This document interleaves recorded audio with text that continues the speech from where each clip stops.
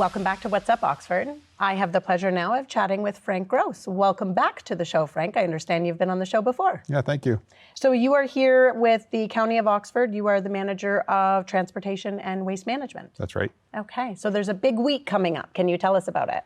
Yeah, so the third week in October is Waste Reduction Week. And it's part of actually Circular Economy Month, which takes place during the whole month of October. So again, an opportunity to raise awareness on circular economy and the benefits of that, and also waste reduction and highlighting some of the areas where, as residents, we can do our part to promote waste diversion from our landfill. Okay, so what can people expect the week of October 16th to the 22nd? So yeah, during that week, from the county's perspective, we'll be highlighting some of the diversion programs that we have in place. So some of the drop-off depots that we have throughout the county for film plastic, agricultural plastic, construction and demolition waste, leaf and yard waste. Obviously, we have 11 depots throughout the county.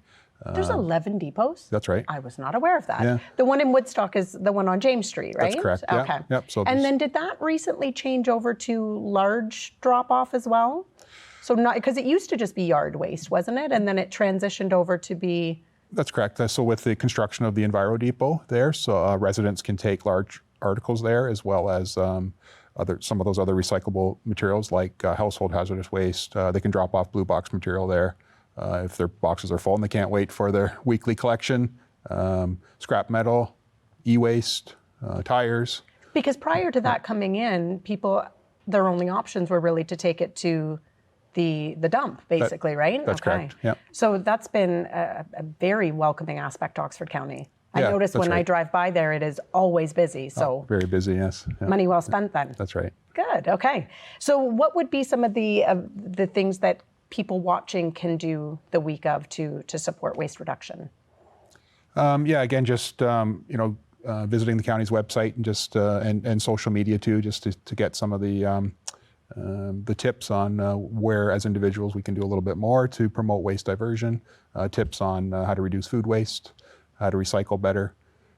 Rinsing out containers before you put them in the blue box, so there's Helps not with food the waste. bees, That's especially right. at this time of year. That's right, and it does. Food waste can contaminate the rest of the recycling material too. So try to avoid it from ending up in landfill. So we want to make sure it can be recycled effectively. Okay, and I understand that Oxford County is a leader in this space. Yeah, from municipalities of comparable size and makeup, we do have quite a successful diversion rate with our residential collection program as well as our landfill diversion rate. Okay, wonderful. So if there was anybody that was watching that wanted to help get involved, is there a way are you guys looking for volunteers or anything to help support the week? Not necessarily from the county's perspective. I think there's always ways where the public can help. Donating used clothing to charitable organizations. Again, being familiar with what's acceptable in the blue box material. Utilizing those drop-offs for recyclable material, and preventing it from going to landfill. So, as somebody, I'm assuming somebody else out there watching might have the same question, and I hope I'm not putting you too much on the spot. Yep. Is there any chance that Oxford County will ever get to a weekly collection for recycling?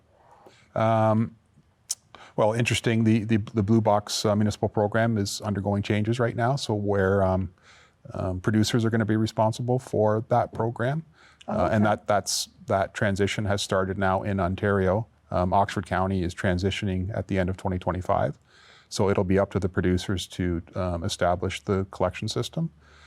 So potentially they could go to weekly collection, but at a minimum they have to do bi-weekly collection. So we're going to see residents won't necessarily see a change in their level of service. Their blue box material will continue to get collected, but it'll be by contractors that work for the producers. It will no longer be a municipal program. Oh, okay. So there might be some small changes as far as to what's acceptable and the frequency of collection, but yeah, that's coming down the pipe. So. Okay. Anything else coming down the pipes that our residents should know about? Potentially looking at a green bin program to consider opportunities to divert food and organic waste from landfills. So, right, because there's other municipalities that have been engaging in that for a couple of years. So household waste like vegetables, fruits, things like that. That's right. Kind of like compost items, basically. That's right. So yeah, it's that program is widely used in Ontario. The counties looked at it in previous years too. Wasn't necessarily considered viable at the time, but to meet some of the provincial objectives that again are going to come into effect in 2025, we'll need to look at programs to divert that food and kitchen waste from landfills. Wonderful. Yeah. And that will help with everybody's garbage bag tag cost. That's right. It'll bring everything down. Exactly. Wonderful. Yeah. Well, thank you very much for being on the show today. Thank you. We're going to take a short break. We'll be right back.